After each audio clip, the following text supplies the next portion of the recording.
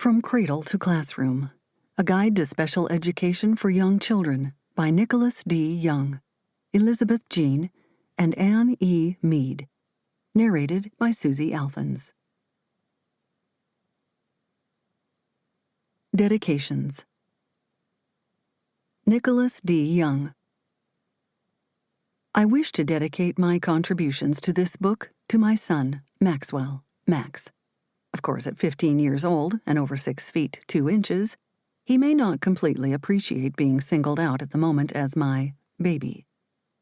Max was born nearly 24 inches long and has contributed mightily to my grocery bill ever since. When he was a little over 3 years old, he told me, in response to a perceived injustice, that he would not be treated a certain way because he was a hormone bean. This has become somewhat of a joking point ever since. His early requests to jump on the cramp and cream when referencing the trampoline in our backyard are equally memorable. May Max find the life path that makes him happy and know that his family will be there to support, love, and encourage him along the way.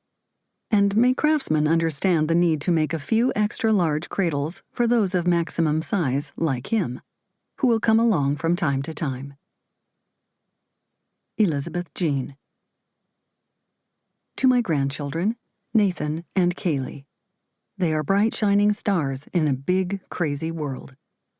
It is with great anticipation that I look forward to watching them grow from the infants they are now to the preschoolers they will soon be and the students they will become in the not-so-distant future.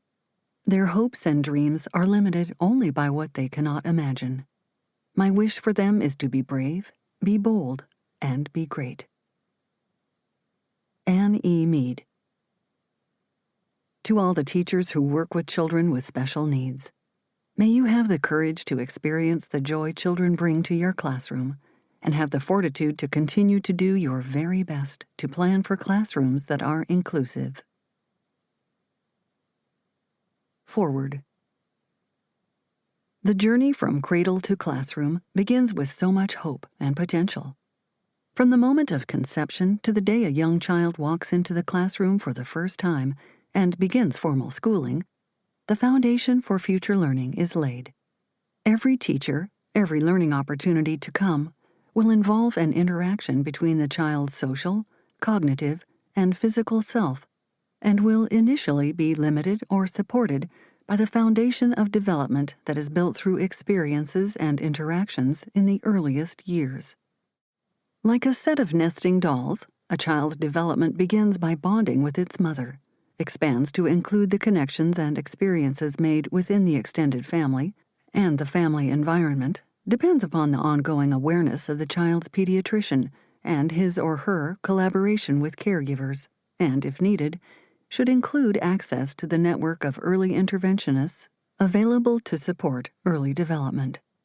This ecological model of child development recognizes that the child's family, school, community, and social and cultural context influence growth and development and must be considered and addressed when we are seeking to understand and support children and families as part of the assessment and intervention cycle. Likewise, emerging brain science emphasizes the interconnectedness of the brain and the body and the influence of experience and culture on learning and development. Our genetic beginnings may gift us with attributes or may leave us vulnerable to developmental difficulties. What is clear is that our early experiences, whether we are nurtured or not, impact the foundations of brain development in ways that may later influence how efficiently we process language, how resilient we are under stress, and how our attention and memory systems develop. Early development is a time of enormous potential and a time when stress and lack of appropriate stimulation and engagement can negatively impact our later ability to learn. The network of relationships and experiences within which the child's development is seen, understood, and responded to form the early foundation for learning. Any breakdown in normal development, as well as in the network that supports the child, will bring that youngster to the door of kindergarten with less potential for success. Language development begins in infancy. Research suggests that foundational skills for later language development form in the first months of life as part of early brain development. Animal studies suggest that there is a critical period in the early development of the auditory cortex and, at this critical time, experiences with language and genetic risk factors interact to determine how efficiently the temporal patterning of speech sounds is organized. In the first months of life, infants construct a phonemic map of language sounds. Processing, discriminating, and acquiring language begin at this early stage of development. A family history of learning disabilities puts a child at greater risk for developing them. Studies of children's processing speed, memory, and discrimination from infancy, starting at 6 months of age, through age 10, indicate that infants of parents with a history of language learning disorders had less efficient and rapid auditory processing abilities than same-age peers from control groups, and that this was highly predictive of later delayed language development. The tendency for dyslexia to run in families has been noted since the late 1800s. Research conducted in the 1950s that compared monozygotic and fraternal twins, and many subsequent studies, have established an increased risk for the inheritance of learning disabilities of between 30% and 75%, depending on the study. Advances in the field of genetics have led to the identification of several genetic markers currently being researched through animal models. Researchers suggest that each child's specific genetics and the environment they grow up in together influence development and level of risk for learning disabilities. Students still struggling with reading by 3rd grade are often identified with dyslexia. Ferrer et al.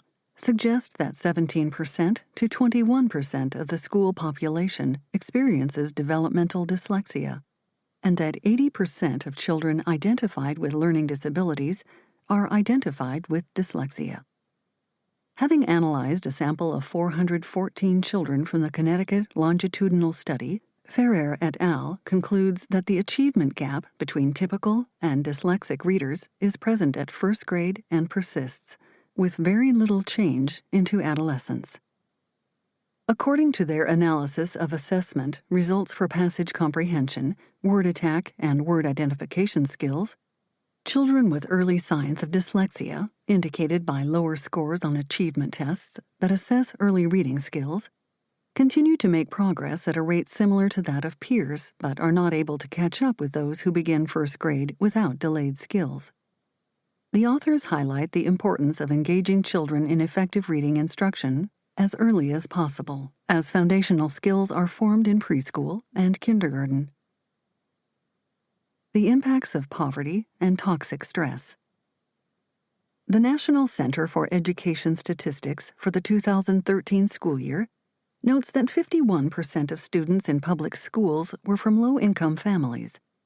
However, rates of child poverty are not consistent across states and race. For example, child poverty rates range from 11% in New Hampshire to 31% in Mississippi, and 36% of African American children, 34% of American Indian children, and 31% of Hispanic children experienced poverty, while only 12% of non-Hispanic white children experienced this threat to their development. Almost 50% of poor children begin kindergarten with an early learning delay and face the challenge of achieving accelerated growth in order to catch up to same-age peers. The stakes are high for achieving optimal development. Poverty poses significant challenges for children and families, and children of non-white races are disproportionately exposed to these early stressors.